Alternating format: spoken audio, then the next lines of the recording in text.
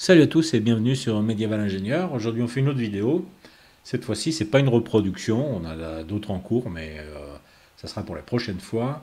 Et là on avait envie de revenir un petit peu sur toutes ces mécaniques de défense qu'on a abordées un peu dans la vidéo sur Guédelon et de prendre un peu notre revanche sur la réalisation de ce genre de pièces puisque on n'avait pas vraiment réussi à ce moment-là à faire un our qui puisse nous convenir. Donc euh, on revient un peu sur toutes ces notions de machicoulis, de our et de bretèche, avec vous voyez, un monde qui vous présente tout un tas de réalisations dans l'optique d'approcher ces systèmes de défense et d'en avoir une idée claire.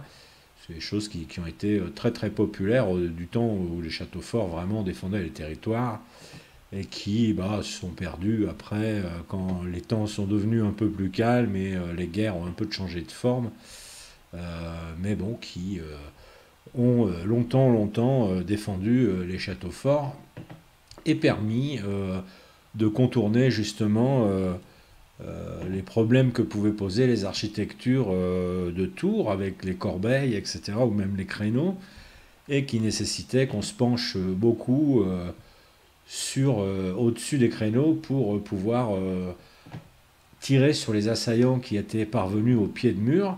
C'était efficace pour défendre de loin, mais de près, il fallait bien trouver des solutions. Et ces solutions, longtemps, ont été les our. Donc, vous voyez un our en haut d'une tour.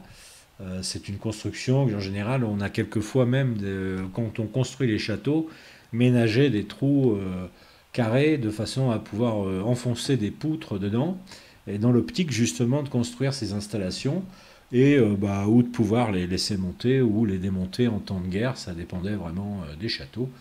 Euh, donc voilà le our. On le fait remonter à l'époque de Jules César, à l'époque gallo-romaine, hein, puisque dans Commentaires sur la guerre des Gaules, il est déjà fait allusion à des installations en haute fortification qui ressemblent fortement à des our. Donc, vous voyez, le our peut avoir des fenêtres horizontales comme ça, de façon à pouvoir tirer sur les assaillants de loin, à l'arbalète ou à l'arc. Et ensuite, des trous qui sont ménagés comme ça, qui vont permettre de jeter des choses sur la tête des assaillants, mais aussi de faire des tirs plongeants à l'arc dedans, quoi, hein, pour justement permettre de euh, d'attaquer les assaillants au pied de mur. Alors, qu'est-ce qu'on jetait à l'époque sur les assaillants? L'huile bouillante est un peu chère en réalité, donc il arrivait qu'on jette du soufre, des animaux morts, de l'eau brûlante, assez rare quand même, malgré tout aussi, puisque c'était en cas de siège, l'eau est une denrée qu'on n'a pas forcément envie de dépenser et de jeter par les ours, c'est le cas de le dire. Du coup, plutôt des animaux morts, des déjections, des tonneaux d'excréments, des choses un peu dégueulasses dans l'idée de propager des épidémies ou des infections auprès des ennemis. Et puis des pierres, quoi. Voilà à quoi le our pouvait servir. Il servait également, en cas d'incendie en pied de tour, à jeter de l'eau pour éteindre les incendies. Encore une fois, une installation qui a été assez populaire. On n'en trouvait pas que sur les châteaux. Le our, là, comme ça, c'est un petit peu l'image qu'on a du donjon médiéval du 12e, 13e siècle, jusqu'au 14e d'ailleurs.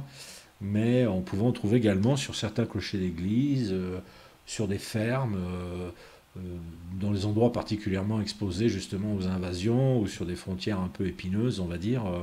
On s'arrangeait pour monter ce genre d'installation, même dans les villes, pour protéger euh, des enceintes de villes ou même certains bâtiments d'ailleurs. Donc voilà, ce our qui a peu à peu cédé la place au machicoulis, pour les raisons que je vous exposais l'autre fois, que je vous réexpose du coup cette fois-ci, qui est que en cas de jet de catapulte, quelquefois la catapulte emportait tout un pan de mur et tous les hommes qui étaient juchés sur les poutres ici avec. Bien sûr, en cas de jet de flèches incendiaires, etc., même si on recouvrait le our de peau humide et de choses pour éviter qu'il prenne feu, il prenait feu quand même. Donc du coup, petit à petit, courant 13e et jusqu'au 14e, on a préféré mettre des corbeilles à créneaux avec des machicoulis, donc des trous verticaux également dans ces corbeilles, pour pouvoir, on va dire, retrouver la fonction du our, mais on a laissé les ours installés parce que bah, bien souvent ils étaient les supports de toiture, vous voyez, c'est sur les ours qu'on arrivait des fois à monter la toiture, donc on les a gardés. Il y a encore quelques ours en France sur certains donjons qui survivent, et puis Guédelon va s'armer d'un ours, donc voilà à quoi il ressemblera à peu près. Il sera un peu plus circulaire, il suivra un petit peu plus la courbe du toit, et il sera peut-être un peu moins en débordement. Encore une fois, bah, on fait des installations nous qui servent aussi dans un moteur de jeu, et ce jeu bah, nécessite que le personnage est assez pour que le personnage puisse jeter des choses, on va dire, il faut quand même qu'il y ait un peu d'espace. Donc on est obligé on les fait toujours un petit peu large comme ça, au risque qu'ils soient même dangereux, puisqu'on peut même dans certains cas y tomber. Donc si vous avez le jeu et que vous testez ce monde, puisque je vais le publier, prenez garde à ne pas tomber par le trou du our. Voilà donc pour le our. On va voir maintenant ce que c'est la bretèche. La bretèche, c'est une installation qui, en termes de fonction militaire, est à peu près identique, à ceci près qu'elle est contre un mur et qu'elle est en pierre en général, puisque si elle était en bois, ça serait un our. Donc vous voyez, ça c'est ce qu'on trouve sur le donjon de Guédelon, elle est plus proche d'une bretèche à créneaux, un peu comme celle-ci là-bas, avec des corbeilles et un trou, voilà, qui permet, alors quelquefois c'est même juste une fenêtre, hein, pour qu'on puisse passer deux mains et jeter une marmite d'eau bouillante. Voilà, elle se situe, vous voyez, ici exactement en haut d'une entrée dans laquelle bah, il faut imaginer une porte. Et si quelqu'un vient à s'acharner contre la porte, ben voilà, on peut lui jeter des choses sur la tête. On se sert de la gravité, vous voyez, on n'a pas attendu d'avoir des choses très sophistiquées, mais c'est une installation primordiale justement dans les châteaux forts de cette époque-là, quoi. Donc voilà une autre bretèche qui est cette fois-ci à créneau, avec exactement le même principe. On a fait une ici sur un mur droit qui ménage une ouverture horizontale, hein, qui pourrait être une meurtrière là aussi, mais on a mis une petite fenêtre, et qui va permettre ben, de remplir cette même fonction, quoi, hein, de pouvoir jeter des choses sur l'ennemi ou s'il arrive de loin, bah, pouvoir l'observer et même lui tirer dessus. Voilà, donc on a d'autres, là on en a d'autres qui sont un peu plus autour de tours circulaires. On a voulu vraiment explorer toutes les possibilités architecturales de cette pièce et de ces installations sur l'ensemble des pièces, pour faire justice aussi au moteur ingénieur, médiéval ingénieur, qui permet de faire des choses assez fabuleuses en réalité en très très peu de temps. Moi je suis venant de la 3D comme ça, sachant un peu ce que peut coûter de fabriquer un château, sans dire que ce soit très compliqué, il faut quand même se le faire. Bon, bah, avec Medieval Engineer, en très très peu de temps, on arrive à fabriquer quelque chose d'assez incroyable. Et le moteur du jeu nous permet de nous balader en temps réel dedans, quoi. Donc, voilà un machicoulis. Donc le machicoulis, vous voyez, vous avez compris le principe, hein, de ces installations. Cette fois-ci, il est en haut des murs, en haut des murailles. Et pareil, vous voyez, si je suis là en train de vouloir pitronner le mur, et qu'il y a quelques soldats au-dessus, je suis un peu mal là, hein, parce qu'ils peuvent me bombarder la tête. Voilà un autre machicoulis avec d'autres pièces du jeu. Là, on est plus proche sans doute en termes de largeur de ce que serait un machicoulis. Ouais, ça permet de faire passer un liquide, et c'est sur des corbeilles qui sont des corbeilles à créneaux, tout ce qu'il y a de plus standard. Ici, on a plus utilisé des arches ou des choses comme ça pour des histoires de contraintes. Là, vous voyez par exemple une bretèche, en gros, ça pourrait être même moins profond, quoi, hein. Ça irait même, vous voyez, si je fais une ligne de coupe, là, vous l'imaginez un peu plus collé contre la tour, c'est encore plus comme ça qu'on la trouverait, je pense, hein. Voilà une installation qui serait plutôt une bretèche encore, hein, puisqu'elle n'est pas tout à fait en haut de la muraille. Elle est juste un niveau en dessous. On commence à explorer là, les possibilités de mélanger un peu architecture, esthétique, et puis s'amuser un peu avec ces systèmes de défense. Voilà, et au-dessus on aurait donc là notre créneau, tout ce qu'il y a de plus normal, et de l'extérieur, vous voyez, ça donne quelque chose d'assez joli, qui, dans l'imagination, on se dit effectivement, même si on ne sait pas ce que c'est, on se dit si j'avais déjà vu des choses comme ça sur les châteaux forts. Je ne me suis pas rendu compte que on peut jeter des trucs sur ma tête en passant dessous, mais voilà à quoi ça sert pour les néophytes, ceux qui connaissent pas trop le truc. Voilà, sur une tour étroite, ce que pourrait donner un machicoulis, un peu large là, composé avec les contraintes de blocs toujours, donc je pense que si on était à la moitié de ça, on serait bien quand même. Voilà des bretèches sur des grandes tours, bretèches de 2 blocs d'épaisseur avec un toit en bois, une autre à créneau, ici des bretèches de 1 section, et c'est un peu décentré, ça c'est pareil pour des contraintes de blocs, mais bon ça fonctionne, ça marche, c'est attaché, ça tient bien. Ici on a fait des machicoulis sur tour ronde, grande tour ronde, vraiment pour avoir un aperçu de tout ça, encore un peu des grandes aux ouvertures à mon sens, donc celui-là est un peu mieux, celui-là on a bricolé sur les blocs, on en a cassé un en deux, on en a mis en entier, donc ça fait 1,5 bloc, ce qui permet d'avoir, vous voyez, une corbeille et un haut de tour qui va bien tenir, bien résister, mais en même temps qui aura sa visibilité sur tous les angles de la tour, il y en a 4. Bon système de défense. Ici, là, on a fait une maison de l'ordre. Je vais vous la faire visiter d'ici, qui regroupe un petit peu l'ensemble de ces installations, mais mis en architecture, vous voyez. Donc, on s'est mis des machicoulis, on a fabriqué des jolies bretèches en pierre assez grandes, à 2 niveaux différents pour protéger ces murs d'angle. On imagine que c'est un peu une tour donjon et qui serait à l'angle d'une grande forteresse. Donc on protège avec ça les murs extérieurs. Cette fois-ci, on n'a pas la contrainte de faire une reproduction de château. On a fabriqué quelque chose totalement de zéro, donc on peut s'amuser un peu à s'imaginer des choses. Et puis ça va un peu plus vite finalement, parce que des fois quand on reproduit, voilà, faut suivre un plan et trouver des solutions, alors que quand on crée, faut trouver des solutions aussi, mais le plan finalement, on le suit au fur et à mesure qu'on construit presque, même si on a une petite idée de ce qu'on veut faire au départ. Voilà la maison du Lord, le logis du Seigneur, avec ses grands rangements, peut-être un étage ici qui sera dédié à la cuisine, et encore des rangements ici, c'est au 2e étage, au premier, encore beaucoup d'espace. On pourrait peut-être mettre la chambrée ici ou une garnison de soldats. On n'a pas meublé parce qu'on voulait vraiment se concentrer sur ces installations, puis faire une vidéo sur ce thème, hein. Donc là, on va aller par là sur le chemin de ronde. Ici, à ce premier niveau, on va découvrir une première série de bretèches pour protéger notre mur d'enceinte sur les angles du logis du Seigneur.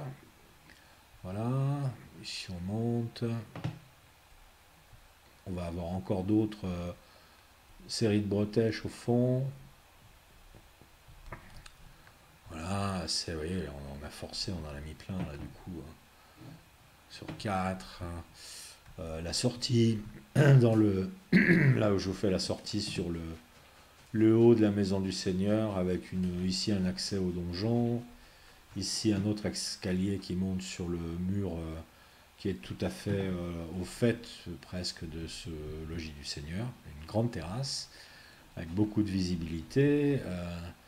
On a nos machicoulis en bas et nos bretèches qui couvrent ces 2 murs, donc on n'a pas senti le besoin d'en remettre ici à ce niveau-là. Et un petit donjon sur lequel on va monter tranquillement par là, qui a 2 accès d'ailleurs. Il y a un accès par là où on vient d'arriver et un autre au-dessus. Encore à nouveau des créneaux, et même si on veut, il y a pas mal de vues ici sur les environs encore. Voilà, et puis même si on voulait, on pourrait encore monter, on a encore fait un niveau bordé de fenêtres, classique, avec beaucoup de visibilité. Voilà pour nos petits logis du Seigneur. Et puis une fois qu'on l'a construit, on s'est dit, tiens, pourquoi on ferait pas carrément le château qui va avec, qui fasse la démonstration de ces installations. Et on s'y est collé.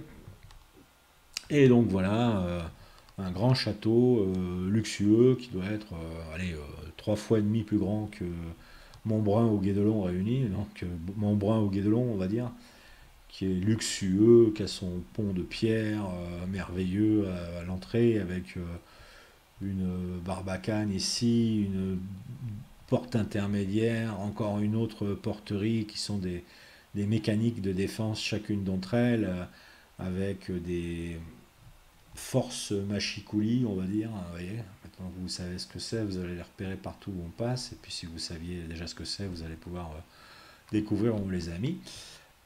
Voilà, donc tout ça on peut y monter, il y a des escaliers qui permettent d'aller défendre ces systèmes-là. On a mis une première porte ici, des arches sur le pont qui n'ont pas qu'une fonction esthétique, mais vous voyez, dans lesquelles on peut s'embusquer en cas d'attaque de loin pour défendre le pont. Donc aussi une fonction militaire. Nos petits drapeaux, à nouveau là notre deuxième mécanique de défense, et puis là notre porterie dans laquelle on a aménagé à nouveau des machicoulis. On a vraiment, on n'a pas mis de pont-levis parce que ça permet d'explorer un peu d'autres systèmes, voilà, d'autres entrées, d'autres choses comme ça. Un pont de pierre comme ça coûte à construire, vous imaginez bien, hein. Donc on est vraiment là, on est vraiment dans un royaume luxueux avec beaucoup d'espace. Et vous voyez au fond à droite, vous retrouvez notre logis du Seigneur qu'on a un petit peu arrangé, retouché même ici, avec ici notre porterie qui également, vous voyez, a son petit machicoulis intérieur. Ça, c'est pour ceux qui viennent les assaillants qui viennent de défoncer la porte et s'arrêtent comme ça, tout contents de leur fête, peuvent encore prendre des pierres sur la tête. Et ici, on peut monter bien sûr sur le chemin de ronde avec des installations qui sont bien pensées pour être efficaces, quoi. Donc ici, un accès sur notre machicoulis. Ici, on peut encore monter sur notre niveau au-dessus. On va rejoindre le mur d'enceinte. Ici, on a une grande visibilité également sur tout assaillant qui pourrait être déjà en train de s'approcher. Et bien sûr, nos courtines, c'est-à-dire les murs d'enceinte qui relient les tours entre elles. Toutes les tours sont reliées entre elles, bien sûr, par des courtines. Voilà. On s'est amusé là à faire ici. Techniquement, c'est un trou, ouais, mais qui est dans un endroit fermé, puisque là on a une première porte et puis des escaliers. Et ça aussi, c'est une installation qu'on connaissait dans les châteaux forts, toujours sur ce principe du trou vertical pour faire chuter des choses sur la tête de l'assaillant. Donc qui est ici, vous voyez, sur notre château également, une grande porterie avec un accès des deux côtés. Alors on a mis des accès à tous les rez-de-chaussée de tours là. Encore une fois, en hésitant, on pourrait supposer que quand même quelques tours soient aveugles et ne permettent pas de communiquer du premier au deuxième, parce que dans les châteaux du XIIIe siècle, quand même, c'est souvent comme ça. C'est-à-dire qu'on a des accès par escalier limités au niveau supérieur, de façon à ce que quand un ennemi rentre là, il ne puisse pas rentrer absolument partout, mais qu'il n'y ait que 2 ou 3 accès. Bon, là, on en a mis un peu beaucoup, on s'est fait un peu plaisir, on va dire, mais réalistiquement, ça aurait peut-être été mieux de ne pas ménager, on va dire, sur les petites tours, au moins les petites tours flanquées, là, sur le chemin de ronde qui a des parties diagonales, peut-être de ne pas mettre de porte. Mais en même temps, on a profité pour se mettre également là des espèces de petits machicoulis pour que quelqu'un qui vienne attaquer la porte soit bien reçu, quoi. On retrouve nos ours, on s'est collé, vous voyez, le luxe de 2 grandes tours avec ours sur cette enceinte de château. Encore une fois, c'est vraiment un château de riche, hein. Je ne vais pas vous faire revisiter la demeure du Seigneur, puisqu'elle est là à nouveau. C'est la même. J'ai refait un peu des aménagements dedans, mais pas grand-chose de différent. Et puis là, j'ai fait un our. C'était amusant de montrer que le our n'est pas que forcément sur les tours, hein, mais on le retrouve aussi beaucoup comme ça le long des murailles, bien souvent tourné vers l'extérieur. Mais je me suis dit, tiens, pourquoi pas, puisque là, on a un machicoulis déjà de ce côté-là qui peut accueillir les défenseurs, les attaquants. Pourquoi pas se faire de ce côté-là une espèce de petite installation défensive pour l'intérieur également, en imaginant que les assaillants aient déjà pénétré, et pour être à couvert et pouvoir continuer de les asticoter avec toute arme bienvenue, comme l'arbalète ou l'arc, ou même, vous voyez, par des petits orifices de machicoulis ici, si toutefois il venait s'en prendre au pied de mur. Et donc on a mis ici un our sur ce côté-là, mais qui lui a un effet qui est assez esthétique, je dois avouer, et que j'aime assez bien. Voilà. Bon, en réalité, j'ai fait ce château, hein, donc je ne veux pas dire que je l'aime pas, hein, mais c'est vrai que en termes d'aboutissement sur le côté défense médiévale, je trouve que voilà, on se rapproche là de quelque chose qui peut tenir réalistiquement face à un siège, quoi, de manière réaliste, hein. Donc là, je vais vous montrer le our parce que je l'ai un peu rebidouillé, je l'ai un peu remanié. Hop là, voilà, on y est. Et ici, vous voyez, pour planter mon toit de tour, comme je ne peux pas le planter sur le our, j'ai fini ma tour avec des portes. Et c'est ces pans de mur qui me servent à poser le toit, à appuyer le toit. Et du coup, on a un effet qui est qui est le même. Vous voyez, on peut se servir valablement de tout ça. Et- mais en même temps, on a esthétiquement la possibilité de poser le toit au plus près du our, ce qui fait qu'on a un effet qui est assez proche de ce qu'est ce type d'installation à l'époque, quoi. Voilà un petit tour à nouveau de ces mécaniques de défense, le our, machicoulis, la bretèche. Si vous aviez encore des doutes sur ce que c'était, j'espère que ça les a dissipés. On fait un peu de vocabulaire de château fort et en même temps, ça permet d'explorer les possibilités du moteur si vous aviez envie si vous aviez le jeu et que vous aviez envie de mettre un peu de réalisme dans vos châteaux forts. L'idée c'était de vous démontrer, bah si c'est possible finalement, vous voyez. C'est même des pièces, à mon avis, il y a deux pièces là, la bretèche, les deux bretèches et cette tour là que je vais reproduire, que je vais remettre sur le château de Guédelon, voilà, pour faire justice à son our, même s'il n'est pas encore construit. Et vous voyez, Guédelon n'est pas encore construit, mais pendant ce temps, nous, on l'a déjà fini, et en plus, on a construit un autre château fort. C'est totalement différent, bien sûr, de le faire depuis son petit fauteuil avec Medieval Ingénieur que d'attaquer avec une masse la pierre, l'extraire et la tailler et toute la journée travailler à fabriquer un château fort, quoi. Mais voilà, notre petit château du jour. euh, Avec son logis du Seigneur, sa cour toute vide qui va sûrement accueillir une chapelle, une écurie sûrement, une maison de chevalier, parce que là je pense on est dans des tailles où il faut quand même un peu plus qu'une garnison de 3 hommes pour le protéger, même s'il est surélevé sur son petit promontoire, vu sa taille quand même, en cas d'assaut, imaginez 4000 ou 5000 hommes déferlant dans la plaine en direction de la muraille. Il faudrait un peu plus qu'une poignée d'hommes pour en faire le tour. Je pense qu'on a en circonférence là sûrement plus d'1 kilomètre de circonférence entre toutes les murailles. Donc oui, c'est un château qui est assez grand qu'on vous propose aujourd'hui, tout en clarifiant ces notions de machicoulis, de our, de bretèche. Et j'espère que cette vidéo vous a plu. Et si c'est le cas, bah, vous savez, vous pouvez vous inscrire sur notre channel, notre chaîne YouTube, ou nous donner des likes, ou même faire des commentaires, ou même nous demander si vous avez envie de choses en particulier pour ces vidéos. Voilà, comme vous le sentez. Et puis en attendant, bah, je vous souhaite une bonne journée. Nous, on va continuer notre petite exploration. On a déjà un autre château qui est quasiment prêt. Et une chapelle qui est finie également et que je brûle de vous présenter, mais soyons patients, ça prend un petit peu de temps de faire tout ça, donc on le finit et on vous le montrera quand ça sera prêt. Voilà, je vous souhaite une excellente journée, et puis voilà, soyez heureux, profitez de la vie, et longue vie comme on dit. À bientôt, salut, merci.